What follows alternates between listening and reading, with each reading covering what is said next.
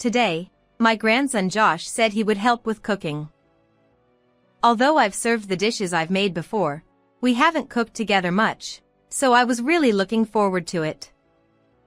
Since he's only 4 years old, I entrusted him with making hamburger patties. To my surprise, Josh skillfully shaped the patties. Just like my son did, I imagine Josh learned to cook by emulating his father's example. The hamburger we carefully made together looked even more delicious than usual. Since Kenny was running late due to a busy work period, Maria and Josh and I decided to have our meal first. On the dining table, besides the hamburgers, there were other treats like salad, soup, and dessert, all of which Josh had helped prepare. Josh looked content as he gazed at the appetizing dishes, and I couldn't help but feel joy seeing him like that.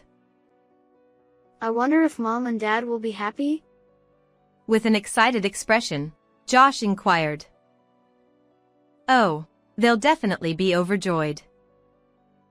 As we chatted, the intercom at home rang. It seemed Maria had arrived. Josh and I welcomed Maria with smiles. Maria's expression darkened, and she glared at me as she entered. Josh's face, which had been sparkling just a moment ago, clouded over. Maria completely ignored us, strode into the room, and then did something unbelievable. She glanced quickly at the dishes lined up on the table, only to discard them directly into the trash can right in front of her. Who would eat something made by a sick person? I don't want to risk getting infected. The words directed at me when I was temporarily discharged were hurtful.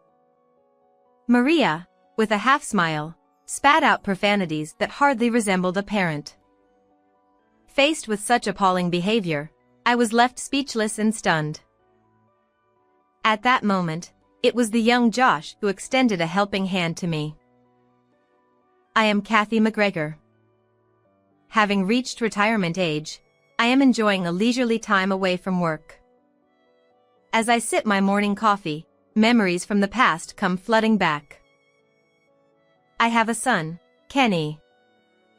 Although it may be hard to imagine from my current lifestyle, until Kenny reached adulthood, those were days when there was no time to rest. This was because, in my mid-30s, my husband suddenly passed away due to illness, leaving me as the sole caregiver for Kenny. Having moved to the city after marriage, there were no close relatives nearby to lend a helping hand. Since I had already purchased a house, I couldn't easily return to my hometown. The mortgage payments were still pending. So, without much time to dwell on my sadness, I worked tirelessly from morning till night. Still, I made a conscious effort to spend time with Kenny, ensuring he didn't feel too lonely. Kenny occasionally cried, but even at his young age, he understood the situation and became my source of comfort. On Kenny's days off, we spent time together, going to places he wanted to visit. We talked about various topics, from school to our favorite dishes. Sometimes, after school or on days when Kenny had no classes, he would come to my workplace, and we'd spend time together until I finished work. Of course, I had obtained permission from my workplace, and it was where everyone showed understanding towards me as a single mother. When I was too busy to attend to things, my colleagues would talk to Kenny during breaks or help him with his homework, and it seemed like Kenny was enjoying himself. Mom, what's for dinner tonight? Whether it was a school day or a day when we commuted home together from my workplace, Kenny always asked me this question. He later told me that he enjoyed helping with dinner preparations from a young age because he liked the dishes I made. It all began with tearing lettuce for salads, mixing potato salad, and preparing sauces. Kenny found joy in cooking with me and accomplishing tasks independently. I remember his eyes shining as he stood in the kitchen every day. The saying "what one likes, one will do well" seems to hold true. Although he went through a rebellious phase in high school, I consistently prepared lunch for him and handed it over. Even on days when we argued, he would still return the lunch container neatly cleaned. Perhaps Kenny's rebellious phase was relatively mild after all.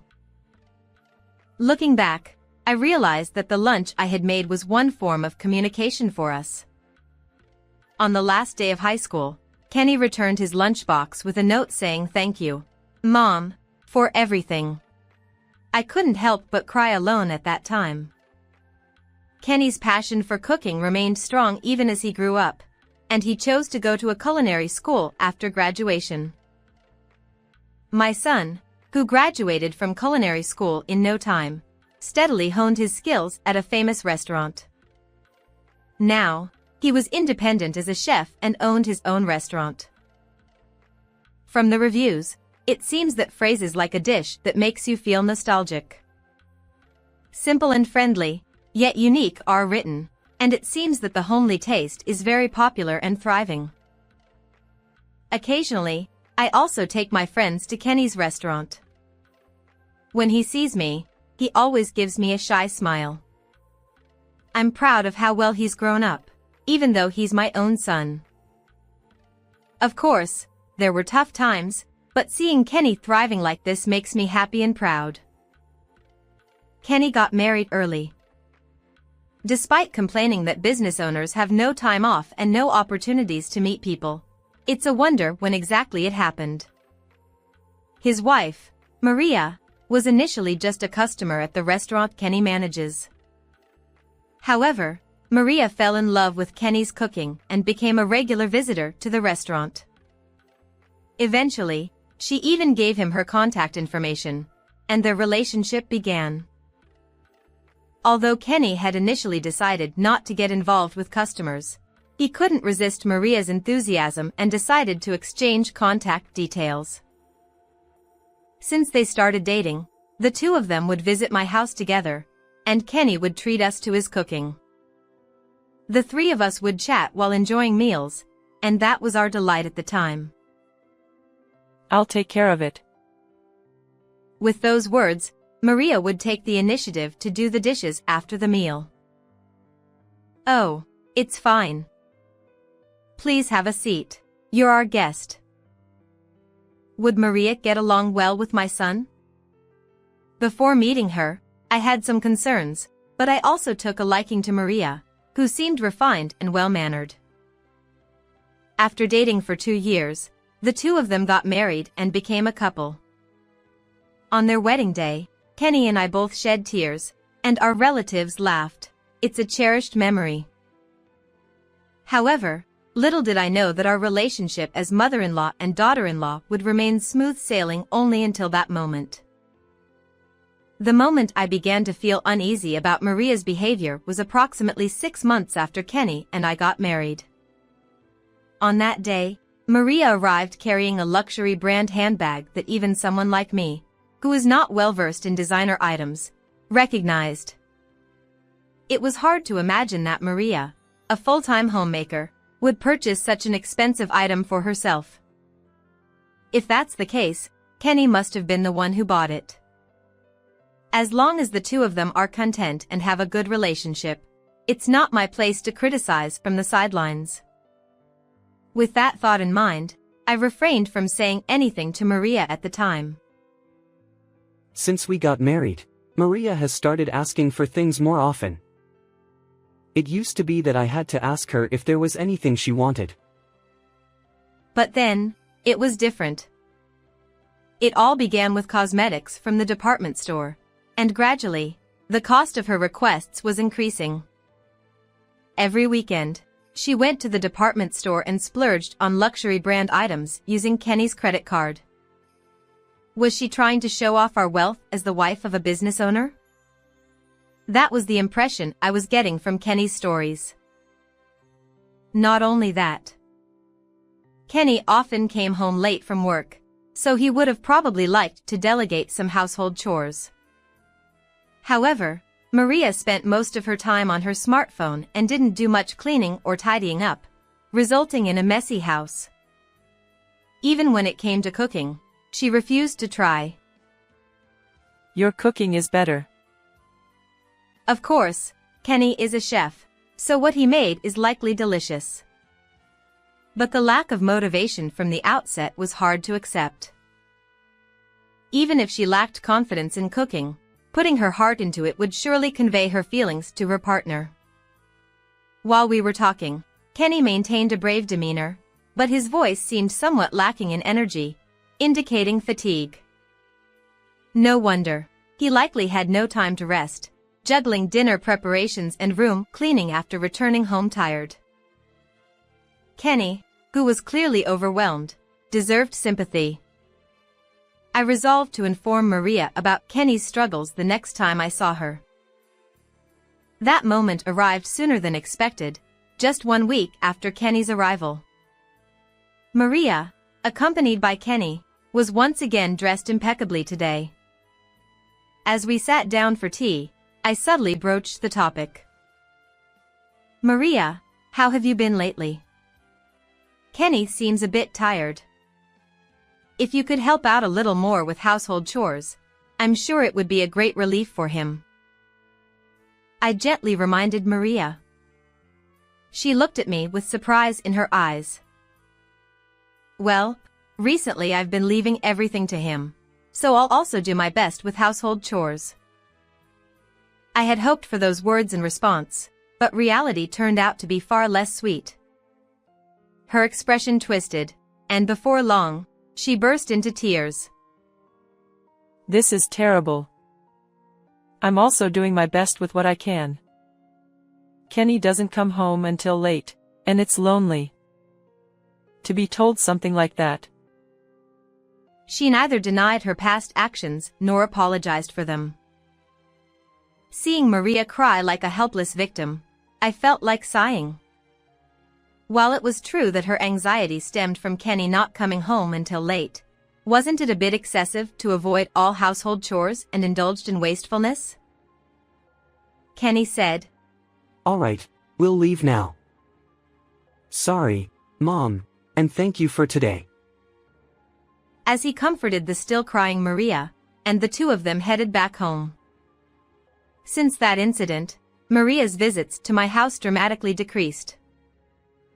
Sometimes, when she made an appearance, Maria would wear a slightly annoyed expression even when I tried to join the conversation. Kenny would apologize. "I'm sorry for making you feel uncomfortable. I'll talk to Maria about it." Kenny kept repeating such apologies. Our relationship was deteriorating, and an awkward atmosphere persisted for about 2 months. But then, one day, a bright piece of news came our way. Maria was pregnant. Kenny had wanted children even before they got married. Naturally, I was overjoyed, especially since this meant I would soon become a grandmother. The two of us celebrated with great excitement. "I have work, so I can't be with Maria all the time. There might be times when I need your help, Mom. It might be a burden, but I appreciate your assistance." Kenny bowed his head toward me. If it's about taking care of my grandchild, I was more than willing to help. Although I felt a little uneasy about Maria's relationship with Kenny, I was sure she would find her footing once she became a mother. Afterward, her once inconspicuous belly swelled until it seemed ready to burst, and Maria finally gave birth to her first child. Maria's first childbirth took time, but I was relieved to hear that both mother and child were healthy. From pregnancy to postpartum, I supported them with household chores and childcare as much as I could. Many things I had forgotten about parenting resurfaced, and at times, it felt challenging. However, being blessed with an angelic and adorable grandson made me truly happy. Maria continued to be demanding, as usual. She asked me to buy things and prepare diapers. But seeing how she doted on her newborn son, Josh, put my mind at ease. As time passed, Josh turned 4 years old. While my son's growth was rapid, my grandson, whom I didn't see every day, seemed to grow significantly each time we met. Josh, who used to wobble as he took his first steps, then ran around the park freely. He shared stories about his experiences at daycare and the fun things he did.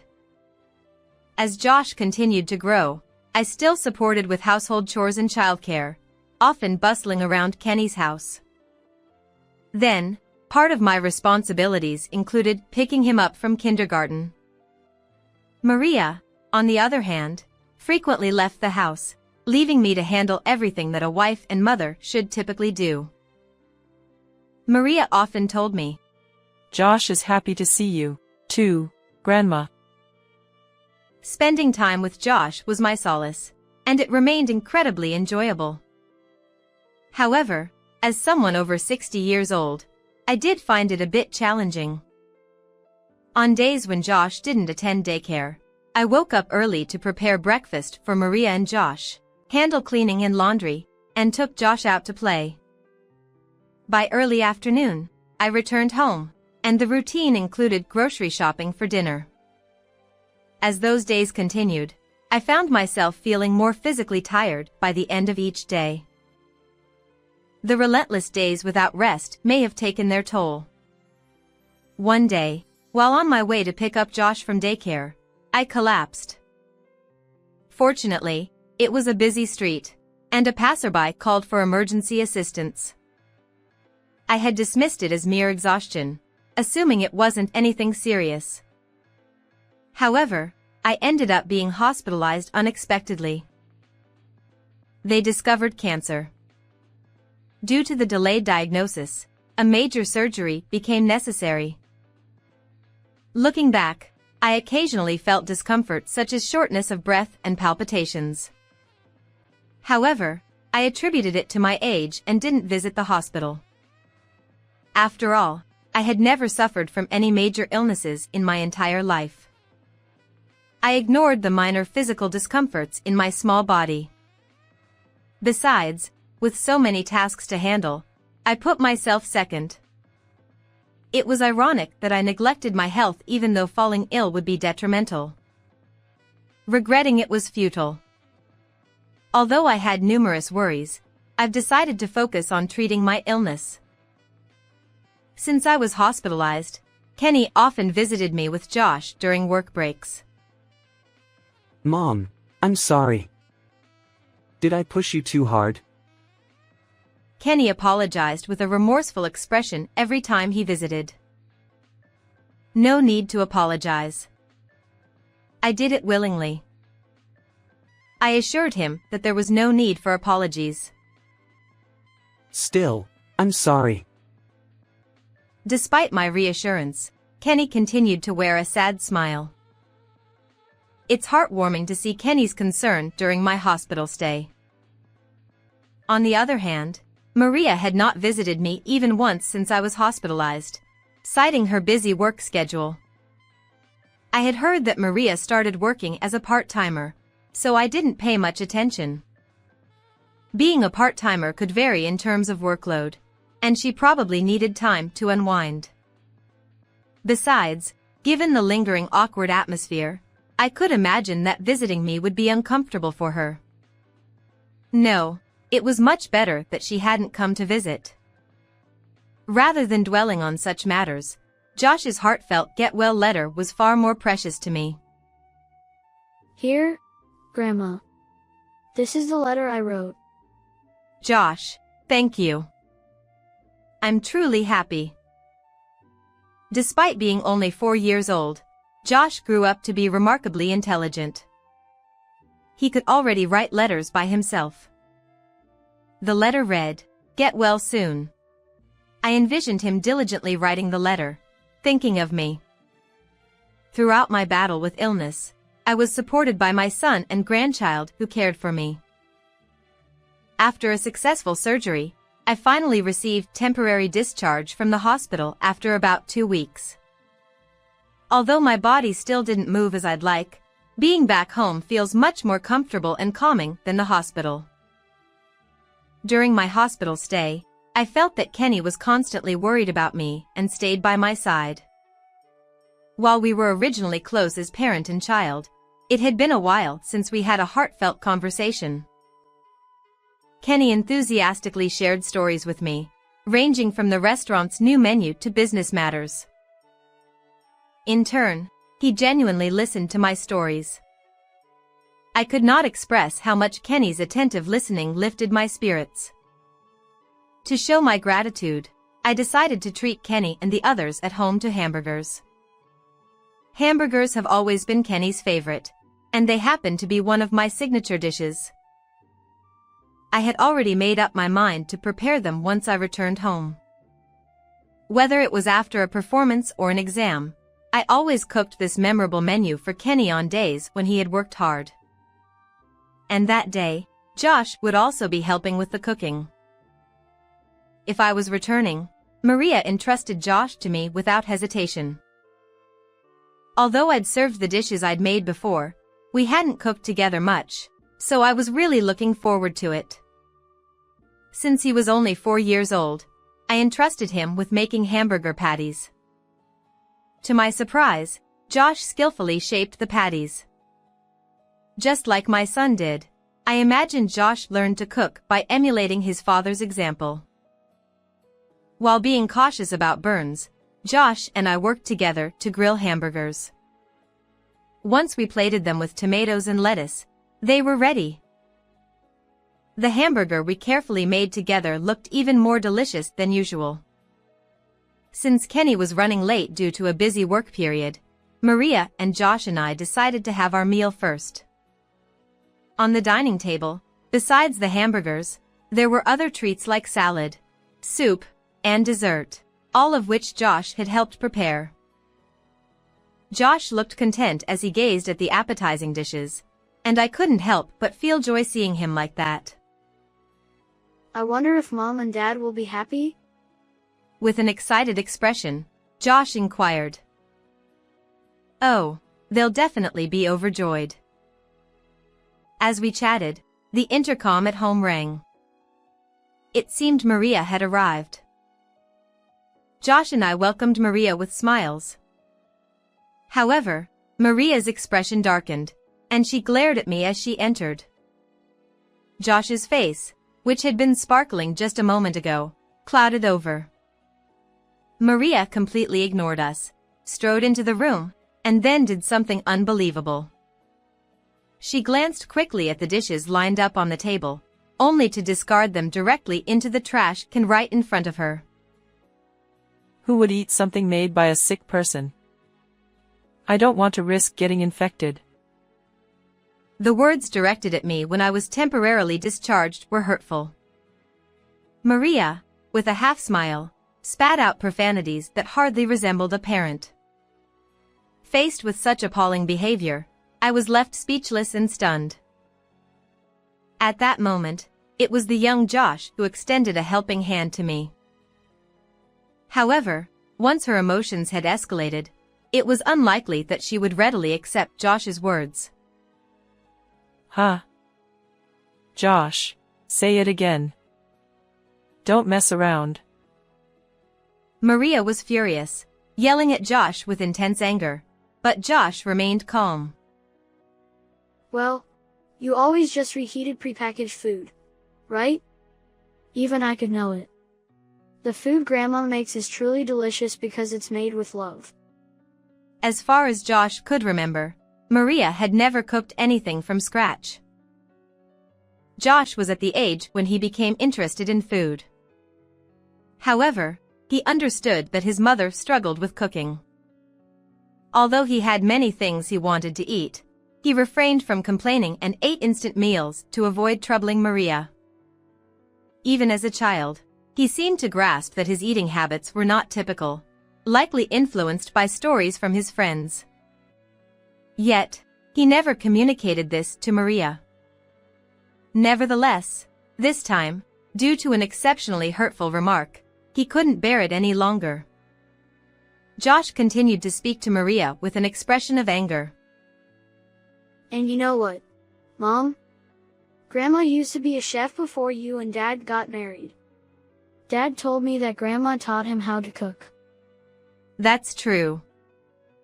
I used to work as a chef in a renowned traditional restaurant.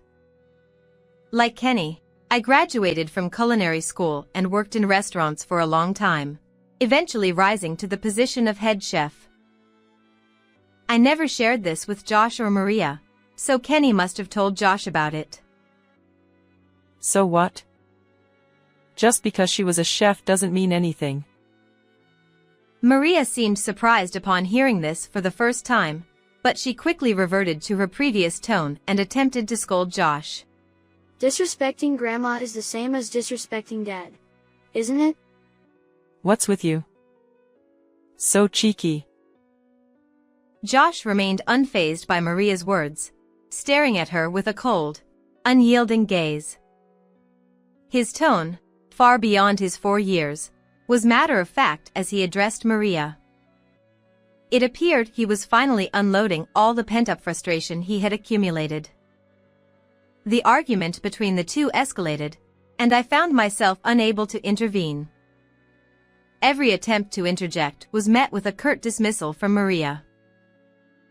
Stay quiet, she snapped. As I pondered what to do, my attention was drawn to Maria's back.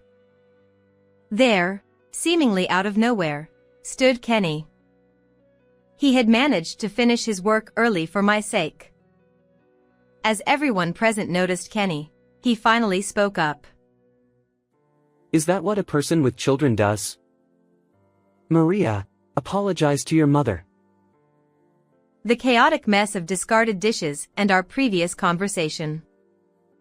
Kenny seemed to have heard and seen everything. His entire body trembled, revealing the strain of suppressed anger. I've been patient all this time, but I've had enough of you. Let's get a divorce. Upon hearing Kenny's words, Maria's expression changed dramatically from the earlier defiant glare. No way. Don't take it seriously. That was just a joke. Maria stumbled through her excuses, but Kenny regarded her with the same cold, calculating eyes he had used on Josh moments before. The tension in the room was palpable, and both Maria and I held our breath. Kenny pointed mercilessly at a discarded hamburger in the trash. Then what's this? Caught off guard by the exposed hamburger, Maria finally ran out of excuses. Wait, I was wrong. I just vented my frustration. Please forgive me. Maria's anguished voice echoed in the room, but there was no one here to defend her. With one last apology, Kenny and Maria left, and the scene came to an end. And so, my long day ended. Afterward, Kenny divorced Maria through a lawyer. The custody of Josh naturally went to Kenny. Considering Josh's upbringing environment up until now, it was determined that Kenny raising Josh would lead to Josh's happiness. As a result of the divorce, I ended up living in Kenny's house. Maria moved out on her own, and even when she packed up all her belongings, there were no words of apology. Initially, Josh showed signs of sadness at the prospect of his mother being gone. However, when we told him that we would be living together, he was genuinely delighted. Grandma, let's cook together again. I'm looking forward to it. A while after we started living together, Kenny heard a story. It turned out that Maria had been having an affair with a coworker. Despite working part-time, she had claimed to be busy with work, and now it made sense. Instead of Maria, who was indulging in infidelity, I was the one burdened to the point of physical strain. Kenny had suspected it, but considering Josh's well-being, he had tried to salvage the marriage and rebuild their relationship.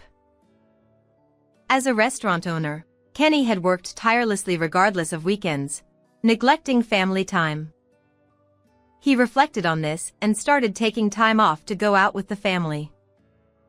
He also tried to communicate better as a couple, avoiding harboring resentment toward each other. However, Kenny's efforts were in vain, and Maria continued her affair. Kenny's words and actions didn't resonate with Maria, and her hostility toward me remained strong, leading to the incident. Kenny eventually gave up completely and decided to divorce. Later, it became clear that Maria had a personality that couldn't tolerate not being the number one priority. Frustrated with Kenny prioritizing work after marriage, she even resented me for doting on my grandchild. Feeling unloved by anyone, she turned to infidelity. Because Kenny worked hard for Maria, whom he loved, I felt sorry for her not realizing his actions. Maria, after property division and deducting alimony, was eventually abandoned by her affair partner as well. It seems he was just playing around. Now, she works multiple jobs day and night to pay child support. Does Maria regret her actions? We'll never know, but I hope she someday discovers true love. On the other hand, I worried about Josh being separated from his mother. However, Josh remained cheerful and actively helped me even without his mother around. Having endured hardships, I genuinely wanted to make Josh happy alongside Kenny. As for myself, perhaps due to no longer pushing myself too hard, my health had been steadily improving. I'd even started building up my strength and felt more energetic than before. "Grandma, what's for dinner tonight?" Josh asked me that question almost every day. As I answered, I couldn't help but see glimpses of Kenny from the past. "Tonight, we're having homemade hamburgers." I savored the happiness of living with my family of 3, and once again, I prepared dinner for them. How did you like this story? Don't forget to subscribe to the channel. Until next time, let's meet in the next video.